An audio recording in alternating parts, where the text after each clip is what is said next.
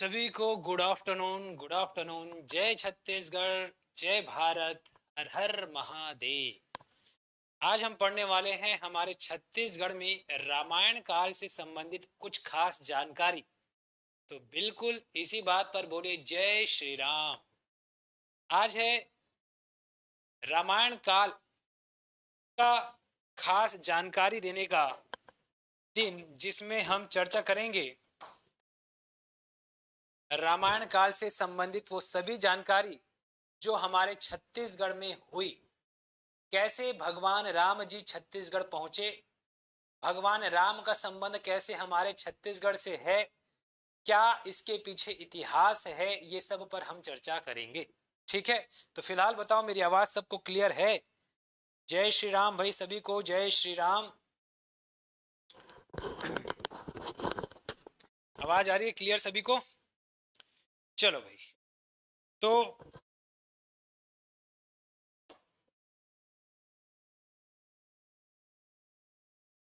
रामायण काल, इसके पहले हमने हमारे छत्तीसगढ़ में जो पाषाण काल के संबंधित जानकारी थे उसको हमने किया। ठीक है, अभी हम रामायण काल से संबंधित जानकारी करने वाले हैं, जानकारी लेने वाले हैं। चलो, तो सबसे पहली बात, रामायण काल कहां कहां देखने को मिलेगा। रामायण काल का समय आप अगर देखोगे तो यह एक काल्पनिक है। काल्पनिक का मतलब यह है, इसका जो समय डिसाइड किया गया है, कहीं ना कहीं एक काल्पनिक समय को निर्धारित किया गया है। घटना तो सच्ची है, अब ये अपने अपने विश्वास, अपनी अपनी मान्यता जैसे भी लोगों का है, बट इसका जो समय काल है उसका एक फिक्स कि इसी समय हुआ ऐसा नहीं कहा जा सकता। लेकिन रामायण काल का प्रभाव हमारे छत्तीसगढ़ में रहा, ये हम कैसे कह सकते हैं? तो हमारे छत्तीसगढ़ में अगर हम बात करें, ये हमारा भारत, इस भारत में हमारा छत्तीसगढ़ कहाँ है भाई? ये भारत है। अब अगर ध्यान से देखोगे, यहाँ भारत में हमारा छत्तीसगढ़ जो है यहाँ पर बैठा है।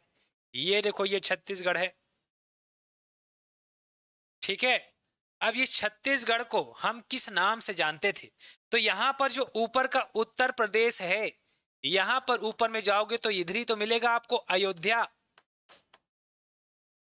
अयोध्या, और इस उत्तर प्रदेश वाले क्षेत्र को हम उस समय उत्तर कौशल कहते थे। उत्तर कौशल कहते थे। यहाँ के जो राजा थे उनका नाम था राजा दशरथ। राजा दशरथ, ठीक है। राजा दशरथ जो थे वो अयोध्या यानी उत्तर कौशल के नरेश थे। और जो हमारा जो छत्तीसगढ़ जो वर्तमान का है, इसमें वर्तमान का छत्तीसगढ़ में उस समय इसको हम दो भाग में देखते थे। एक तो ये वाला भाग जो है ये मध्य छत्तीसगढ़ कहलाता था, और है ना, ये वाला जो मध्य छत्तीसगढ़ जो वर्तमान का है ये इस उत्तर के दक्षिण में है। मतलब अगर सीधी सीधी बात करूं, अगर ये उत्तर दिशा है तो इसके दक्षिण में दक्षिण दिशा। तो यहां पर उत्तर प्रदेश का हिस्सा अगर आप देखोगे तो ये उत्तर प्रदेश का हिस्सा है, और इस उत्तर प्रदेश के हिस्से को हम उत्तर कौशल कहते थे। तो हमारा छत्तीसगढ़ उस समय क्या कहलाएगा? दक्षिण में है, इसलिए क्या कहलाता था? दक्षिण कौशल कहलाता था। मतलब जब रामायण काल का समय था, राजा दशरथ का जो अड्डा यानी उसका जो शासन क्षेत्र था उनका, वो उत्तर कौशल था। उस उत्तर के दक्षिण में हमारा दक्षिण यानी छत्तीसगढ़ जो दक्षिण कौशल कहलाता था। और ये जो बस्तर है ये उस क्षेत्र उस समय दंडकारण्य के नाम से जाना जाता था। इतना तो सबको पता है। ठीक है, उस समय हम इसे दंडकारण्य प्रदेश कहते थे। ठीक है, तो राजा यहां पर ये उत्तर कौशल ये दक्षिण कौशल, तो यहां पर जो कौशल वाला क्षेत्र है ये क्षेत्र कौशल कहलाता था। अब इस क्षेत्र का नाम कौशल क्यों पड़ा? तो वजह था यहां पर एक राजा थे जिनका नाम ही कौशल था। इस क्षेत्र के राजा का नाम क्या था? कौशल। अब इस क्षेत्र का नाम राजा का नाम कौशल था, तो कौशल राजा कौशल के एक पुत्र थे जिनका नाम था भानुमंत। इनके पुत्र का नाम क्या था? भानुमंत। और भानुमंत की जो पुत्री थी इनका नाम था कौशल्या। भानुमंत की जो पुत्री थी इनका नाम था कौशल्या। बात समझ में आई मैं क्या बोल रहा हूं? ये वाला क्षेत्र कौशल है, इस कौशल में राजा कौशल ही रहते थे, इसलिए क्षेत्र का नाम कौशल पड़ा। ठीक है, मतलब ये कौशल क्षेत्र बाद में नामकरण हुआ। ठीक है, अब राजा कौशल थे तो कौशल के जो पुत्र थे उनका नाम भानुमंत था, जो छत्तीसगढ़ के इस मध्य छत्तीसगढ़ में थे। मध्य छत्तीसगढ़ में, ये छत्तीसगढ़ का मध्य वाला भाग, ये वाला भाग मध्य छत्तीसगढ़ में राजा कौशल हुआ करते थे, जिनकी वजह से इस क्षेत्र का नाम कौशल पड़ गया। बाकी इस कौशल के पुत्र का नाम भानुमंत था, और कौशल की पौत्री, मतलब अगर आप बात करें इसके पुत्र भानुमंत, भानुमंत की पुत्री कौन? कौशल्या। ठीक है, तो ये पुत्र थे, ये पुत्री थी कौशल्या। अब राजा दशरथ का विवाह यहां माता कौशल्या के साथ होता है फिक्स, तो यहां पर माता कौशल्या, यहां राजा दशरथ, जब दोनों का विवाह हो जाता है, चूंकि भानुमंत के कोई यानी कौशल्या माता के कोई क्या नहीं होते, भाई नहीं होते, कोई ब्रदर नहीं होता, यानी भानुमंत का कोई पुत्र नहीं था और कौशल्या पुत्री थी। और जब विवाह हो जाता है तो कौशल्या का विवाह राजा दशरथ के होने के पश्चात बाद में यह क्षेत्र इनके नाम पर यानी राजा दशरथ के नाम पर ही आ जाता है। चूंकि इनके भानुमंत के पिता का नाम कौशल, इसलिए ये क्षेत्र को दक्षिण कौशल और उसके उत्तर के क्षेत्र को उत्तर कौशल कहा जाता था। ठीक है, तो उत्तर कौशल और दक्षिण कौशल, और जो ये बस्तर का क्षेत्र है ये उस समय दंडकारण्य के नाम से जाना जाता था। ठीक है, बताओ यहां तक स्पष्ट है क्या, क्लियर है? तो दक्षिण कौशल के राजा बाद में कौन हुए? भानुमंत, उनकी पुत्री कौशल्या, विवाह हुआ राजा दशरथ के साथ। अब राजा दशरथ और कौशल्या का विवाह होने के पश्चात यहां पर पुत्र होते हैं कौन? पुत्र होते हैं कौन? भगवान राम जी। बाकी चार भाई तो जानते ही आप सभी। तो भगवान राम जी का जन्म बाद में, जब यहां कौशल्या माता के कोई भाई नहीं होने की वजह से ये वाला साम्राज्य राजा दशरथ को मिल जाता है, और राजा दशरथ को मिलने के बाद राजा इस क्षेत्र को दक्षिण कौशल के नाम से जानते थे। और इस दक्षिण कौशल के बाद का जो हिस्सा जो बस्तर है इसे दंडकारण्य कहा जाता था। तो सीधी बात है कि हमारे छत्तीसगढ़ को रामायण काल में किस नाम से जाना जाता था? अगर हम बात करें रामायण काल में छत्तीसगढ़ को क्या कहते थे, तो छत्तीसगढ़ का जो मध्य भाग है, छत्तीसगढ़ का जो मध्य भाग है और छत्तीसगढ़ का जो दक्षिण भाग है, इसे हम मध्य भाग तो दक्षिण कौशल कहलाता था, मध्य भाग दक्षिण कौशल कहलाता था, और दक्षिण भाग जो है दंडकारण्य कहलाता था। ठीक है, मध्य भाग क्या कहलाता था? दक्षिण कौशल, और दक्षिण भाग दंडकारण्य कहलाता था। कौन से काल में? रामायण काल में। अब अगर हम थोड़ा और आगे डिटेल में चलते हैं तो यहाँ पर भगवान राम के पुत्र हुए लव और कुश। अब लव कुश की वजह से यहाँ पर जो कुश थे उसकी राजधानी छत्तीसगढ़ में रही, और जो लव थे उसकी राजधानी उत्तर प्रदेश में रही। मतलब कहीं ना कहीं यहाँ पर रामायण काल में जो उत्तर कौशल था ये उत्तर प्रदेश में आज देखने को मिलता है, लेकिन जो दक्षिण कौशल था यहाँ पर भगवान राम के पुत्र कुश का स्थान कैपिटल था, जिसे कुश स्थली कहते थे। ठीक है, तो यहाँ पर रामायण काल में कई घटनाएं घटी है। अब घटना की बात करें तो घटना में जो सबसे लंबी घटना घटी वो है वनवास। भगवान राम का जब वनवास होता है उस दौर में भगवान राम जी जो हैं कहां से कहां आते हैं, तो भगवान राम जी इधर से मध्य प्रदेश, और मध्य प्रदेश के पास यहीं पर एक जगह है चित्रकूट, यही मध्य प्रदेश के पास एक जगह है चित्रकूट, और यही चित्रकूट से अंदर प्रवेश करते हैं रामायण काल में, यानी अपने वनवास के दौरान। और सबसे पहले छत्तीसगढ़ के इस एमसीबी जिले में भगवान राम जी प्रवेश करते हैं। हमारे छत्तीसगढ़ में पहला कदम एमसीबी जिले में भगवान राम जी का पड़ता है। ठीक है। तो रामायण काल अगर हम देखें, इसका कोई फिक्स समय हम नहीं बता सकते। इसके समय को देखें तो एक काल्पनिक लेते हुए हम 3000 बीसी के बाद जो सिंधु घाटी सभ्यता आई, उसके बाद हम रामायण काल को एक काल्पनिक काल के रूप में लेते हैं।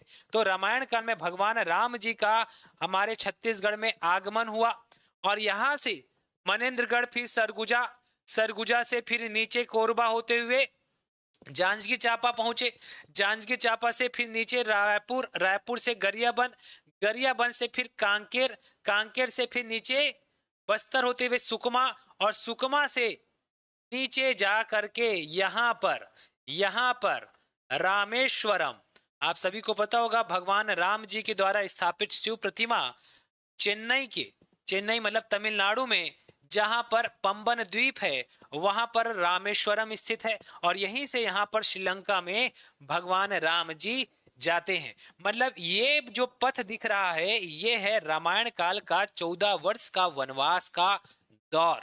तो हमको यही पढ़ना है कि हमारे छत्तीसगढ़ में भगवान राम जी कब आए, कहां पर आए, इनका राम जी का जो गमन रहा वो इधर होते हुए पूरे श्रीलंका तक रहा, तो छत्तीसगढ़ में कहां पर यह ठहरे, इसी पर आधारित हमारी छत्तीसगढ़ सरकार ने राम वन गमन पथ का शुभारंभ किया।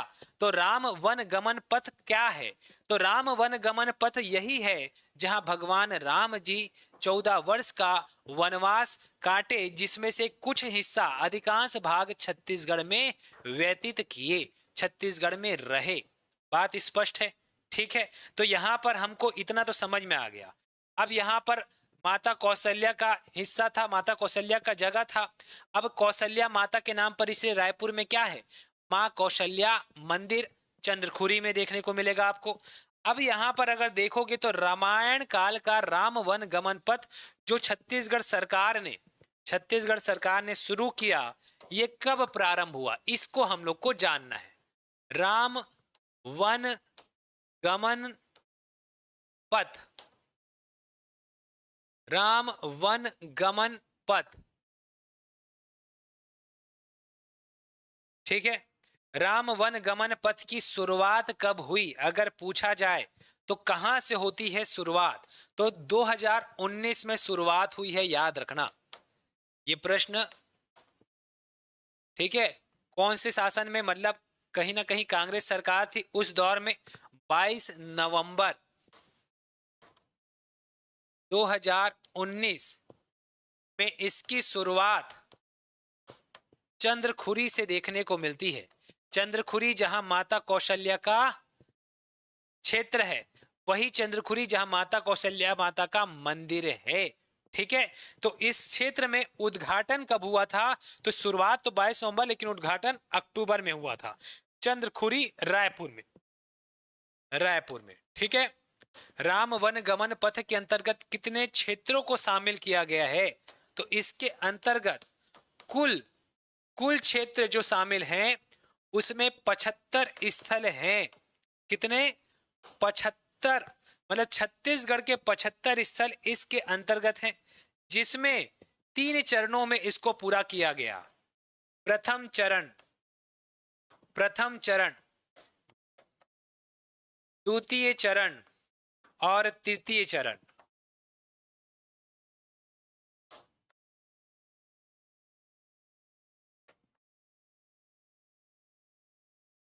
तृतीय चरण,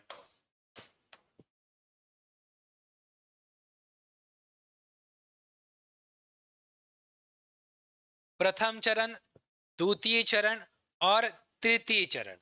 प्रथम चरण में इन 75 में से 10 स्थल को शामिल किया गया। याद रखना, पहले चरण में 10 स्थल शामिल थे, द्वितीय चरण में 42 स्थल शामिल थे।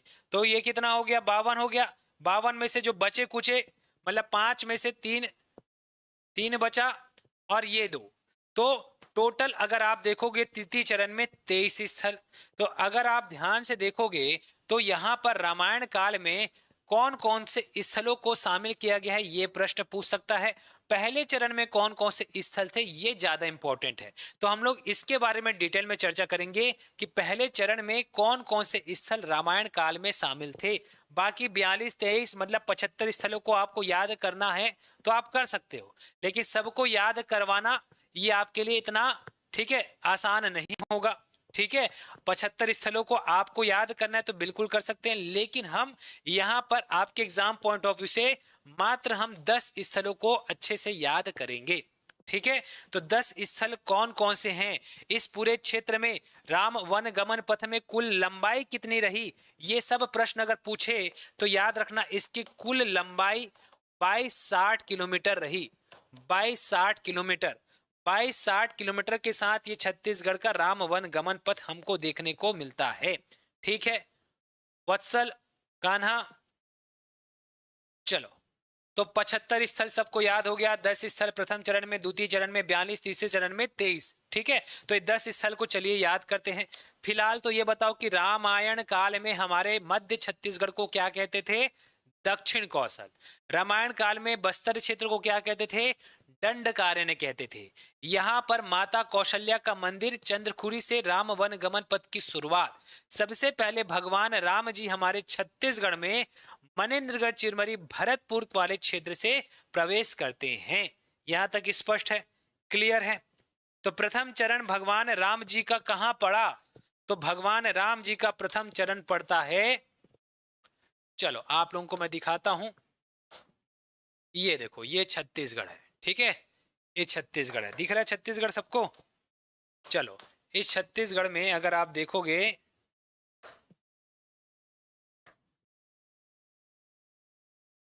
चलो इस छत्तीसगढ़ को देख लेते हैं। ये हमारा छत्तीसगढ़ दिख रहा है सबको, ये है मनेन्द्रगढ़ चिरमरी भरतपुर। यहाँ से पूरा ये सरगुजा जिला है। सरगुजे जिले के बाद अगर आप जाओगे तो पूरा ये बस्तर का हिस्सा, ये बस्तर को अगर आप देखोगे तो यहाँ से ये बस्तर अलग क्षेत्र है। ठीक है, चलो इसमें अगर आप थोड़ा सा और डिटेल में चलोगे तो एक एक संभाग को थोड़ा सा मैं कनेक्ट कर देता हूं ताकि आपको चीजें और स्पष्ट क्लियर हो। ठीक, ये लो मैं केवल 5 संभाग को बना रहा हूं। ठीक है, यहाँ पर 5 संभाग को मैं कनेक्ट करता हूं आप लोगों के लिए स्पष्ट दिखे ताकि आपको समझ में आए। ये लो देखो दिख रहा है, छत्तीसगढ़ दिख रहा है सबको। तो भगवान राम जी सबसे पहले कहाँ आए, तो ये वाला है एमसीबी मनेन्द्रगढ़ चिरमरी भरतपुर। भगवान राम जी का पहला कदम यहीं पड़ता है एमसीबी में, और राम वन गमन पथ का पहला चरण में पहला स्थान एमसीबी। इस जगह का नाम याद रखिएगा, इस जगह का नाम है सीता, क्योंकि माता सीता साथ में आई थी और माता सीता आई थी, तो इस जगह का नाम याद रखना सीता मढ़ी हर चौका, सीतामढ़ी हर चौका। अब हर चौका, चौका शब्द का क्या अर्थ है, चौका का मतलब यह है कि यहाँ पर चौका जैसे चूल्हा उल्हा होता है ना, चूल्हा उल्हा, तो यहाँ पर चौका शब्द से क्या तात्पर्य है, चौका का शब्द का तात्पर्य है चूल्हा। मतलब माता सीता जी यहाँ पर रसोई घर बनाई थी। माता सीता यहाँ पर एमसीबी जिले में रसोई घर बनाए थी और इसी रसोई घर को चौका हर चौका के नाम से जाना जाता है, और इस क्षेत्र को सीतामढ़ी हर चौका कहा जाता है, जो कि मनेन्द्रगढ़ चिरमरी में है। और भगवान राम का प्रथम स्थल यही है, सीता माता जी का रसोई क्षेत्र इसी एमसीबी जिले में देखने को मिलता है। तो पहले चरण में पहला स्थल ये याद रखना। दूसरा स्थल भगवान राम जी पहुंचते हैं सरगुजा में, यह है दूसरा जगह सरगुजा। और सरगुजा में यहां जब पहुंचते हैं तो यहीं पर तो लगा है रामगढ़ की पहाड़ी, क्योंकि इस रामगढ़ की पहाड़ी में भगवान राम, सीता माता और लक्ष्मण जी निवास किए। यहाँ पर कुछ ना कुछ ऐसा निवास स्थल रहा होगा। तो यहाँ पर रामगढ़ की पहाड़ी के पास में कुछ गुफाएं हैं जो वर्तमान में आप जानते हो, यहीं पर तो है भगवान राम जी और माता सीता का गुफा, जिसे हम सीता बेंगरा कहते हैं। यहीं पर तो गुफा में जाओगे तो यहीं पर है लक्ष्मण बेंगरा कहते हैं। तो पहले जगह को नाम को याद करो, उसके बाद मैं और डिटेल में चलूंगा। तो सीता माता का सीतामढ़ी हर चौका एक स्थल, दूसरा स्थल रामगढ़ की पहाड़ी या रामगढ़ की गुफा। याद रखना ये कहां पर है, रामगढ़ की पहाड़ी में ये गुफा है, रामगढ़ की पहाड़ी में ये गुफा है। तो पहला स्थल, दूसरा स्थल सरगुजा में आ जाओ, दो स्थल सरगुजा संभाग में याद रखना, ठीक है। उसके बाद तीसरा जगह सीधे सीधे यहां से यहां पहुंचे, यहां से सीधा शिवरी नारायण, ये है शिवरी नारायण। ये शिवरी नारायण कहां पर है, तो ये है जांजगीर चांपा में, जांजगीर चांपा का शिवरी नारायण। तो भगवान राम जी यहां पर आए थे शिवरी नारायण में, और यहीं पर सबरी माता का आश्रम है, जहां भगवान राम जी सीता माता जी यहां पर सबरी माता जो सबरी जी थे उनके जूठे बैर खाए थे। तो शिवरी नारायण याद रखिएगा, ये शिवरी नारायण है, ठीक है। उसके बाद शिवरी नारायण के बाद थोड़ा सा नीचे की तरफ आओ, नीचे की तरफ आओगे तो देखो यहाँ दो, यहाँ बिलासपुर संभाग में एक, रायपुर में 4 क्षेत्र याद रखना। तो जैसे यहां पहुंचेंगे तो यहां पर आपको एक मिलेगा तुरतुरिया, तुरतुरिया। तुरतुरिया कहां है बताओ भाई, तुरतुरिया तो सबको पता होगा, तुरतुरिया बलौदा बाजार में है, ये बलौदा बाजार में है, और शिवरी नारायण जांजगीर चांपा में है, ठीक है। तुरतुरिया के बाद थोड़ा सा और नीचे आ जाओ, तुरतुरिया से थोड़ा सा नीचे आओगे तो क्या मिलेगा आपको, चंद्रखुरी। तो यहां पर रायपुर है, यहां पर मिलेगा चंद्रखुरी, चंद्रखुरी रायपुर में देखने को मिलेगा। उसके बाद यहां पर गरियाबंद है, और इस गरियाबंद में राजिम, जहां भगवान राम जी ने कुलेश्वर महादेव मंदिर यानी कुलेश्वर भगवान की स्थापना की। तो तुरतुरिया, चंद्रखुरी, राजिम 3 जगह हो गए यहां पर, ठीक है। एक और जगह थोड़ा सा नीचे जाओगे तो यहां पर है सिहावा पहाड़ी, जहां श्रृंगी ऋषि का आश्रम है, सिहावा पहाड़ी, यहां पर भी आए तो ये स्थल शामिल है। चंद्रखुरी रायपुर में है, सबको पता है, राजिम गरियाबंद में है, सबको पता है, सिहावा पहाड़ी धमतरी में है, सबको पता है। कितने स्थल हो गए, 4 स्थल हो गए सर हमारे रायपुर संभाग में। फिर थोड़ा सा नीचे की तरफ आओ, नीचे की तरफ आओगे तो बस्तर का जगदलपुर हिस्सा ये इसमें शामिल है, जगदलपुर, जगदलपुर, ठीक है।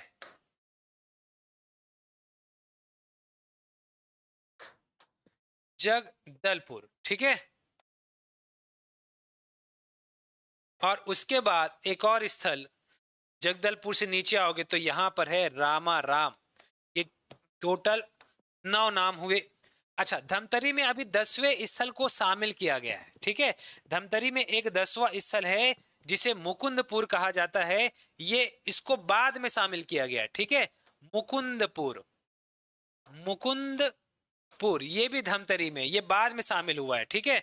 तो जगदलपुर में एक हो गया बस्तर, दूसरा रामाराम कहाँ है, सुकमा में है, और तीसरा मुकुंदपुर ये भी धमतरी में है, ठीक है। तो यहां पर कुल कितने स्थल याद रखना है आपको, 10 स्थल याद रखना है, ठीक है। मुकुंदपुर कहाँ है आपका, धमतरी जिले में है। अब देखो यहाँ पर क्या क्या किए, भगवान राम जी से संबंधित ये सारे स्थल हैं, कुछ ना कुछ कार्य किए हैं। ये जो 10वां है मुकुंदपुर बाद में जोड़ा गया है, पहले चरण में पहले 9 स्थल थे, बाद में मुकुंदपुर को बस जोड़ दिया गया है धमतरी का, ठीक है। तो यहां से शुरू हुए, और यहां से शुरू हुए तो कहां तक गए हैं, तो देखो भाई यहां से गए तुरतुरिया, तुरतुरिया से गए चंद्रखुरी, चंद्रखुरी से राजिम, राजिम से सिहावा पहाड़ी, फिर यहीं पर मुकुंदपुर, फिर यहाँ जगदलपुर, जगदलपुर से आ गए राजा राम, ठीक। ये कुल मिला के कितने स्थल हो गए, 10 स्थल।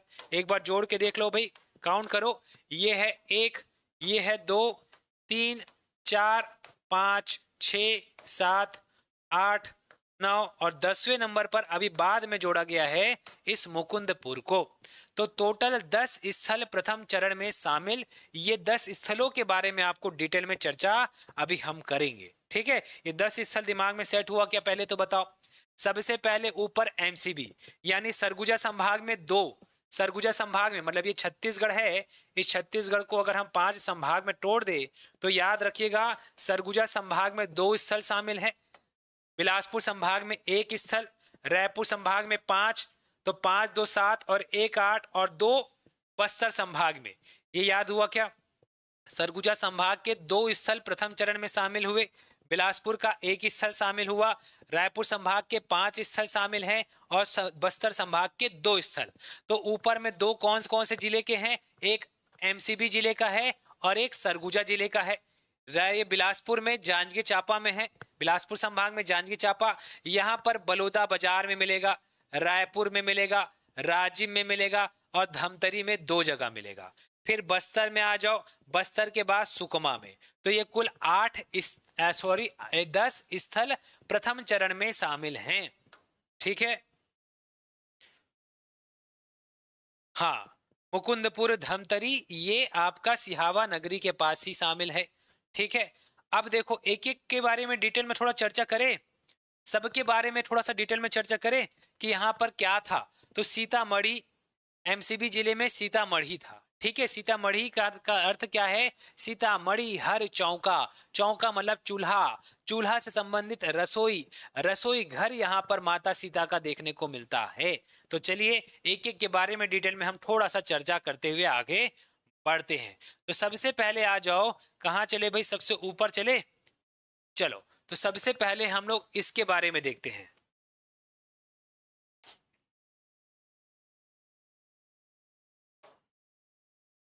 तो इसके बारे में हमको पता चल गया, पहला जिला मनेंद्रगढ़ है। इस मनेंद्रगढ़ में आपको क्या क्या देखने को मिल रहा है, तो मनेंद्रगढ़ वाले क्षेत्र में आपको बता दूं कि यहाँ पर है सीतामढ़ी, सीतामढ़ी हर चौका,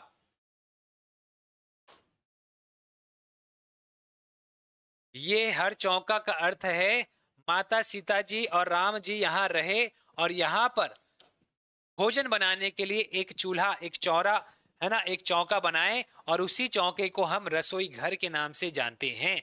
याद रखना यहाँ भगवान राम का, भगवान राम जी का, भगवान राम जी का पहला प्रथम चरण इसी क्षेत्र में पड़ा। एमसीबी में प्रथम चरण सबसे पहले कहाँ आए, प्रवेश किए, तो यहीं पर प्रवेश किए, ये बात को याद रखना। इसी सीतामढ़ी हर चौका के पास अगर आप थोड़ा सा जाओगे तो ये कहाँ पर है, तो सीता माता जो हर चौका है यहाँ पर एक नदी जाती है, इस नदी का नाम है बनास और इस बनास की एक सहायक नदी है जिसका नाम है मवाई। तो एक नदी है मवाई नदी और एक नदी जो है वो बनास नदी है। तो मवाई नदी के तट पर है, मवाई नदी के तट पर ये रसोई घर देखने को मिलता है। बात समझना, यहाँ पर कौन सी नदी के तट पर बोल रहा हूं मैं, मवाई नदी के तट पर। ये मवाई नदी के तट पर माता सीता और भगवान राम जी यहाँ रहे कुछ समय के लिए, तो ये मवाई नदी का नाम याद रखना, ठीक है। यही मवाई नदी पर आपको अगर ध्यान से थोड़ा सा देखोगे तो यहाँ पर इसके तट पर टोटल 17 रूम थे, वहां पे 17 कमरों का क्षेत्र है, 17 कमरे हैं। उस 17 कमरे में अगर जाओगे तो 12 जगह पर भगवान शिव लिंग स्थापित किए गए हैं भगवान राम के द्वारा। तो ये बात को याद रखना कि मवई नदी के तट पर 17 कमरे हैं, 17 कमरे में 12 जगह पर तो शिवलिंग बनाया गया भगवान राम जी के द्वारा। ये सब जाओगे तो समझ में आएगा, ठीक है। तो ये मनेंद्रगढ़ चिरमरी भरतपुर के क्षेत्र में आपको देखने को मिलेगा, मवाई नदी के तट पर सीतामढ़ी हर चौका जो रसोई घर कहलाता था, ठीक है उस समय, ठीक।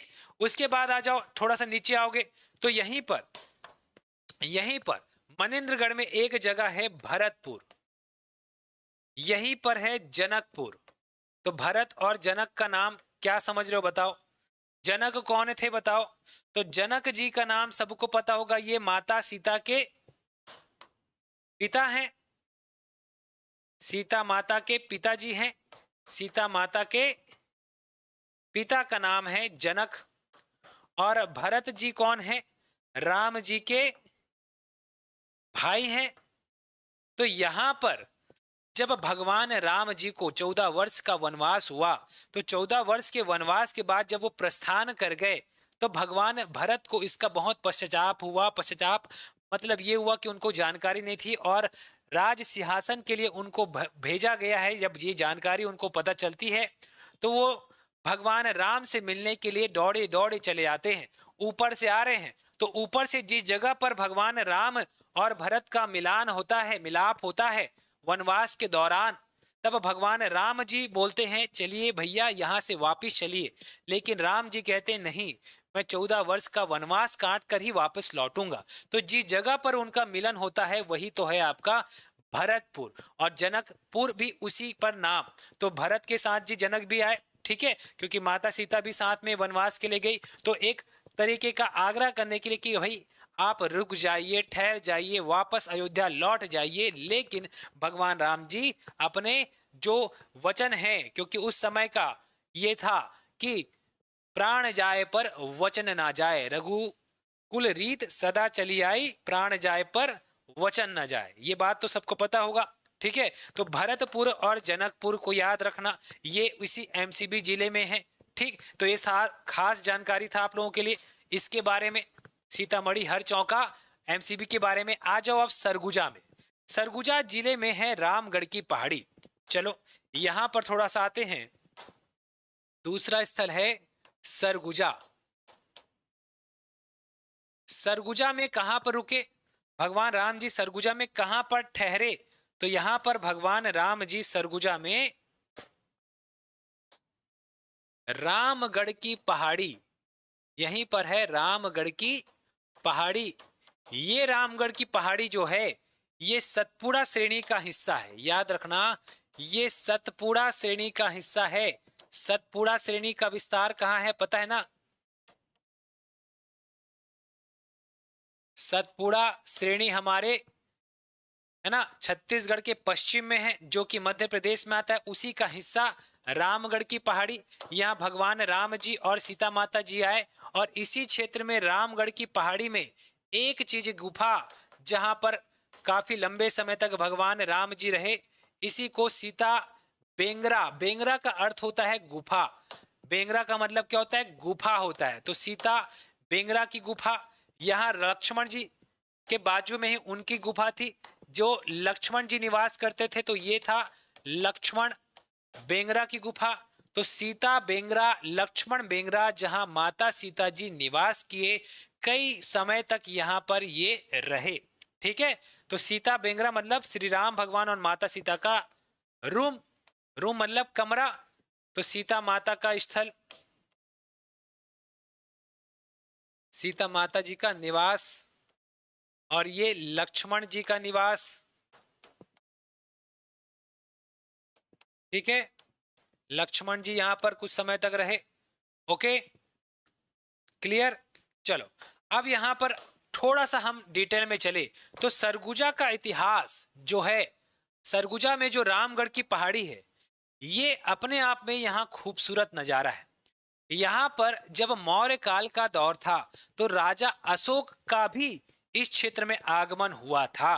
तो ये क्षेत्र थोड़ा सा मैं अगर कनेक्ट करूंगा तो मौर्य काल से भी संबंधित है। मौर्य काल मतलब राजा अशोक, मौर्य काल से संबंधित।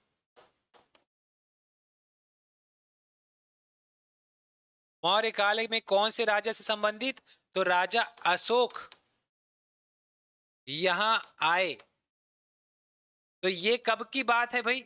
अब ये तो रामायण काल का कुछ समय निर्धारित नहीं है, लेकिन जब राजा अशोक इस क्षेत्र में आए तो उस समय वो यहां पहुंचे कब? दूसरी शताब्दी के आसपास की बात है, मतलब 202, यानी जब राजा अशोक का समय अगर देखोगे तो 261 ईसा पूर्व उन्होंने कलिंग को जीता, और कलिंग के जीतने के पश्चात इस क्षेत्र छत्तीसगढ़ में भी वो आए। तो कहीं ना कहीं वही दूसरी 200 ईसा पूर्व के आसपास के समय में यहाँ मौर्य काल से संबंधित जानकारी राजा अशोक यहाँ पर आए, और इस सरगुजा के इस क्षेत्र में जहां सीता बेंगरा है, ये जो गुफा है यहाँ पर एक मंच जैसा बना हुआ है, एक मंच है, उस गुफा के अंदर जाओगे तो एक मंच बना है। तो यहीं पर सीता बेंगरा की गुफा के अंदर, सीता बेंगरा की गुफा जहां रंगमंच बना हुआ है, रंगमंच मतलब समझ लो थिएटर, थिएटर भाई जो आज के समय मूवी वूवी देखने के लिए आप जाते हो तो उस समय का थिएटर था ये। तो उस समय के थिएटर में यहाँ रंगमंच में अशोक जी यहाँ पर रहे और यहाँ रंगमंच मतलब नित्य डांस वांस हुआ करता था। इसी रंगमंच में यहाँ पर कौन, एक नर्तकी थी जो डांसर थी और एक नर्तक था जो डांसर था। अगर हम देखें इनका नाम तो नर्तकी का नाम था सुतनुका और जो डांसर था, डांसर मतलब उसका सहयोग जो भी हो, तो नर्तक का नाम था देवदत्त। तो इस मंच में दोनों, ठीक है, कहीं ना कहीं दोनों का कुछ नृत्य हुआ करता था जिसमें सुतनुका का बेहद बेहद ठीक है इंपॉर्टेंट परफॉर्मेंस हुआ करता था। उस समय नृत्य किया करती थी, लेकिन ये नृत्य भगवान के लिए था, देवों के लिए हुआ करता था। ठीक है, तो भगवान के लिए जो उस समय नृत्य करते थे उनको देवदासी कहा जाता था। तो देवदास देवदासी के नाम से जाने जाते थे। तो यही नर्तकी सुतनुका जो है ये यहाँ पर रंगमंच में नृत्य किया करते थे और यहीं पर एक नर्तक था देवदत्त। तो दोनों में हुआ प्रेम, तो दोनों की प्रेम का भी है ना, दोनों में हो जाता है प्रेम। तो प्रेम जब होता है तो प्रेम में इन दोनों को अलग कर दिया जाता है बाद में, और बाद में जब अलग कर दिया जाता है तो इसी का वर्णन यहाँ पर एक और गुफा में देखने को मिलता है, जहां पर गुफा का नाम है जोगी मारा की गुफा। तो जोगी मारा की गुफा में, ठीक है, याद रखना इन दोनों की प्रेम गाथा का वर्णन है, प्रेम गाथा का वर्णन। अगर प्रश्न पूछे कि देवदत्त और सुतनुका की प्रेम गाथा का वर्णन कहां लिखा है, तो जोगी मारा की गुफा में लिखा है, याद रखना। सुतनुका और नर्तक देवदत्त ये कहां नृत्य किया करते थे, तो सीता बेंगरा की रंगमंच के क्षेत्र में, सीता बेंगरा की गुफा के रंगमंच में नृत्य किया करते थे। तो दोनों के बीच में प्रेम हो जाता है, इनके प्रेम को देख करके वहां उनको अलग कर दिया जाता है और देवदत्त को कहीं दूर भेज दिया जाता है। तो इनकी विरह को देख करके कहीं ना कहीं इनकी प्रेम गाथा का वर्णन इस जोगी मारा की गुफा में लिखा गया है। तो जोगी मारा की गुफा में इनका प्रेम वर्णन है और सुतनुका, ठीक है, रंग मंच पर नृत्य किया करती थी, वो नृत्य भगवान के लिए हुआ करता था और इसलिए इनको देवदासी के नाम से भी जाना जाता था। ठीक है, तो यहां पर ये याद रखना। और इस रंगमंच, याद रखना, सीता बेंगरा की गुफा को हम विश्व की सबसे प्राचीनतम नाट्यशाला भी कहते हैं, क्योंकि सबसे प्राचीनतम है, ये बहुत पुराना है। सीता बेंगरा मतलब रामायण कालीन का समय का है, तो मतलब विश्व में और कहीं नहीं देखने को मिलता। तो विश्व की सबसे प्राचीनतम नाट्यशाला अगर पूछे तो याद रखना सीता बेंगरा की गुफा विश्व की सबसे प्राचीनतम नाट्यशाला के नाम से जानी जाती है, सीता बेंगरा।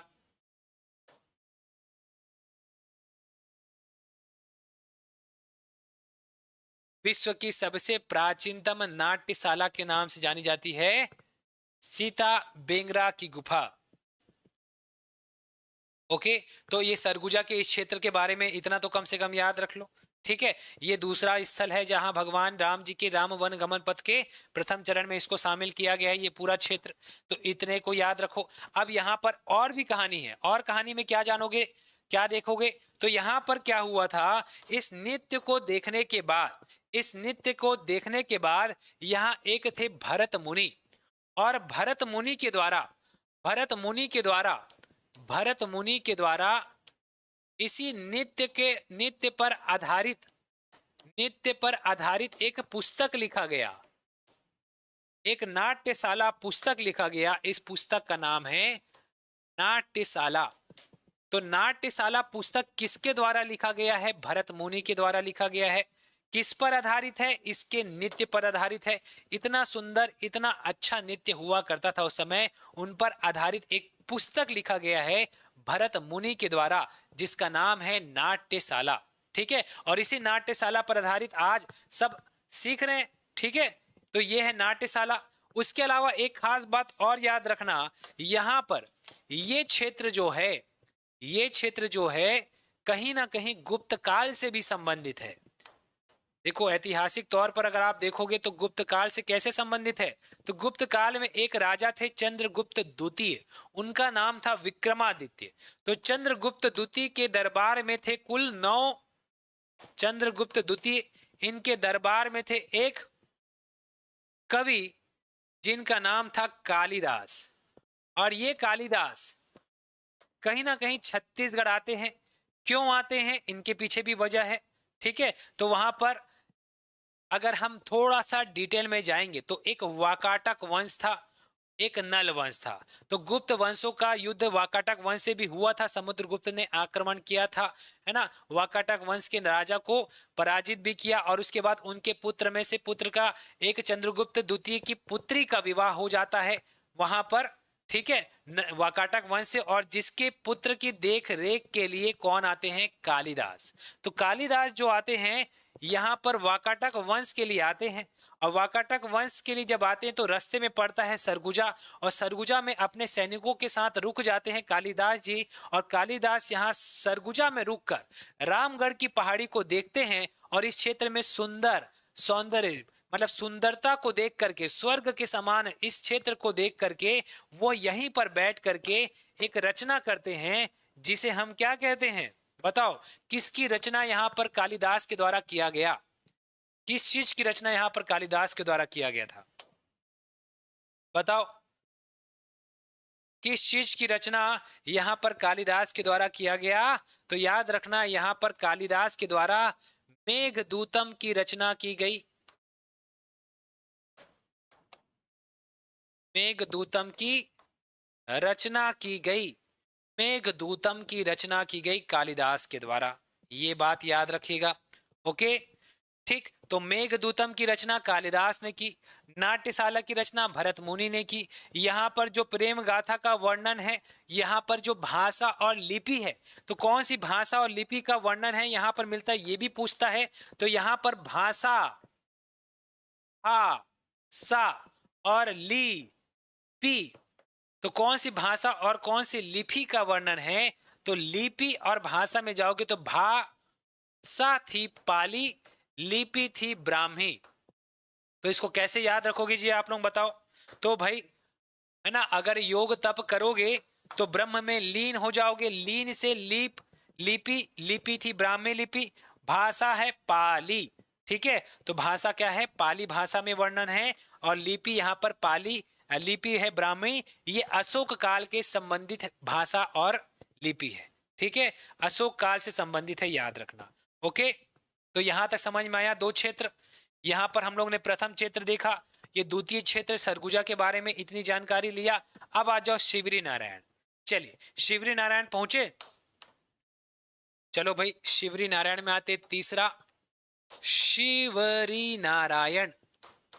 अब शिवरी नारायण में क्या क्या चीजें हैं, तो हम लोग एक मोटा मोटी हर क्षेत्र में कुछ ना कुछ मंदिर देखेंगे।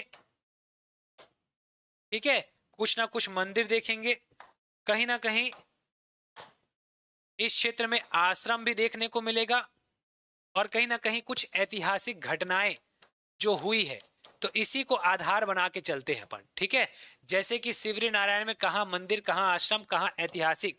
जैसे कि यहाँ पर हमने ऐतिहासिक घटना के रूप में क्या देखा, यहाँ पर अशोक काल से संबंधित जानकारी मिलती है, गुप्त काल से संबंधित जानकारी मिलती है। यहाँ पर अगर देखोगे तो यहाँ पर जो मैं बोला आश्रम, तो आश्रम यहाँ पर कुछ खास आश्रम तो नहीं मिलता।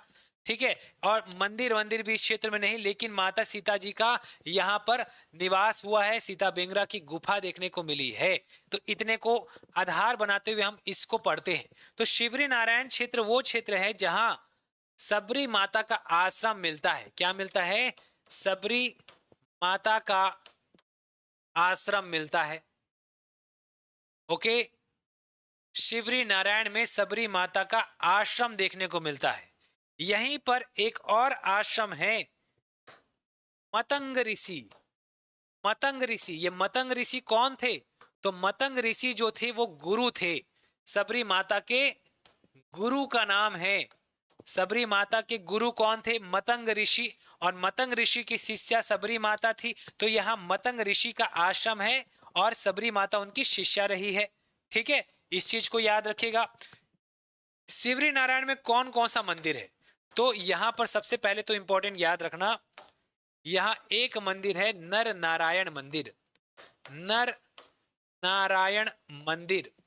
दूसरा मंदिर है केशव नारायण मंदिर, केशव नारायण मंदिर। यहीं पर आपको मिलेगा चंद्रचूर्ण मंदिर, भगवान शिव का है ये, चंद्रचूर्ण महादेव मंदिर। चंद्रचूर्ण, चंद्र मतलब भगवान चंद्र को भगवान महादेव अपने सर पर मतलब अपने जटाओं में धारण किए हुए हैं। तो चंद्रचूर्ण महादेव मंदिर इसी शिवरी नारायण में, मतलब शिव भी है नारायण भी है।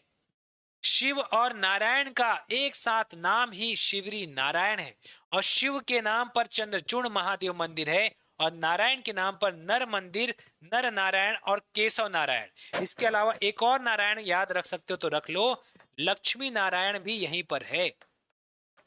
तो लक्ष्मी नारायण मंदिर, इतने सब मंदिर आपको शिवरी नारायण में मिलेगा। ठीक है, नर नारायण, केशव नारायण, चंद्रचूर्ण महादेव मंदिर और लक्ष्मी नारायण। आश्रम में मतंग ऋषि का आश्रम है। ऐतिहासिक घटना में अगर आप थोड़ा ध्यान दोगे तो शिवरी नारायण में, ठीक है, शिवरी नारायण में ऐतिहासिक घटना अगर देखोगे तो यहाँ पर शिवरी नारायण में सती चौरा है। सती चौरा याद रखना, सती चौरा देखने को मिलता है इस क्षेत्र में। सती चौरा किससे संबंधित है? तो सती चौरा यहाँ पर एक सेनापति थे कल्हण देव, कल्हण देव। ठीक है, यहाँ एक सेनापति थे कल्हण देव जो कि जाजल्य देव द्वितीय के सेनापति थे। तो जाजल्य देव द्वितीय याद रखना, जाजल्य देव द्वितीय, इनका युद्ध होता है त्रिपुरी के शासकों के साथ, और जिसमें इनके सेनापति रहते हैं, इनके सेनापति का नाम रहता है कल्हण देव, और इन्हीं कल्हण देव का इस युद्ध में हो जाती है मृत्यु। तो कल्हण देव की जब मृत्यु होती है तो उसकी जो पत्नी होती है, उसकी एक पत्नी यहाँ पर, उसकी 3 पत्नी होती है, तीनों पत्नी यहाँ पर सती हो जाती है इसी शिवरी नारायण क्षेत्र में। इसलिए यहाँ पर एक चौरा है, सती चौरा। याद रखना, शिवरी नारायण में युद्ध का मैदान भी देखने को मिलता है। यहाँ पर क्या मिलेगा? युद्ध का मैदान, युद्ध मैदान। तो इस क्षेत्र में युद्ध का काफी युद्ध हुआ करते थे उस समय। शिवरी नारायण एक युद्ध क्षेत्र था, मैदानी क्षेत्र था, तो वहां पर युद्ध बहुत हुआ करते थे। तो यहीं पर सती चौरा मिलता है, याद रखिएगा। ठीक है, युद्ध क्षेत्र है ये। तो शिवरी नारायण के बारे में इतनी जानकारी याद रखो। ओके, ठीक, चलो। तो यहाँ पर हमने क्या क्या देखा? हमने यहाँ पर देखा कि यहाँ पर रामायण काल से संबंधित जानकारी में एक हर चौका, एक सरगुजा और शिवरी नारायण, ये 3 स्थल के बारे में हमने देखा।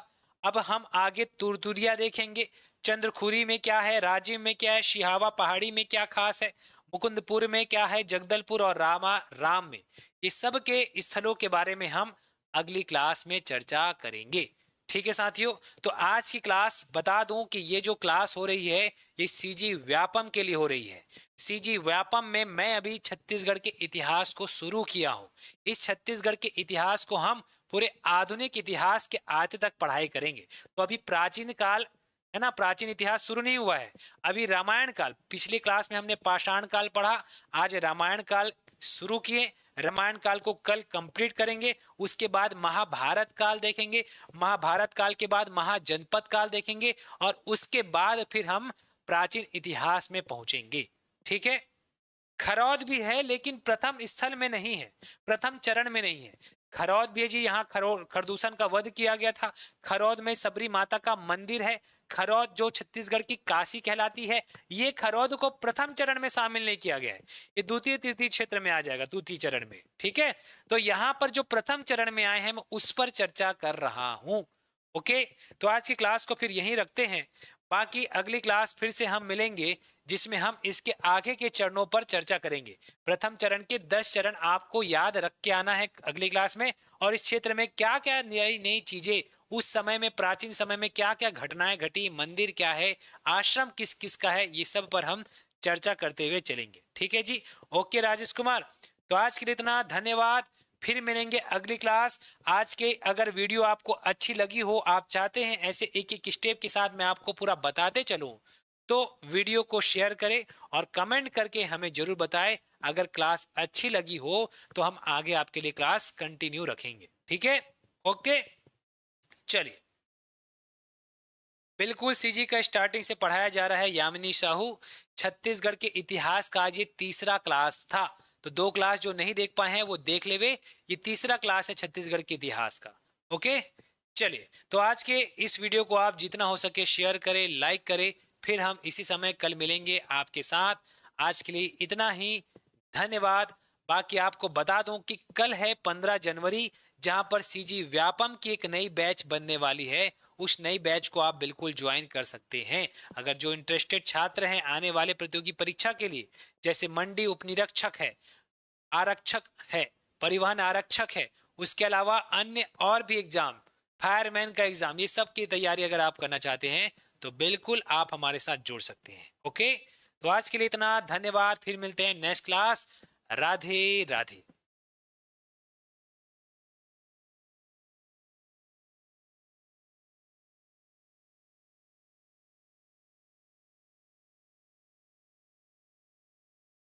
क्लास का टाइम यही है, 1 बजे। ठीक है यामिनी, 1 से 2 डेली आपकी क्लास मैं लूंगा। ठीक है,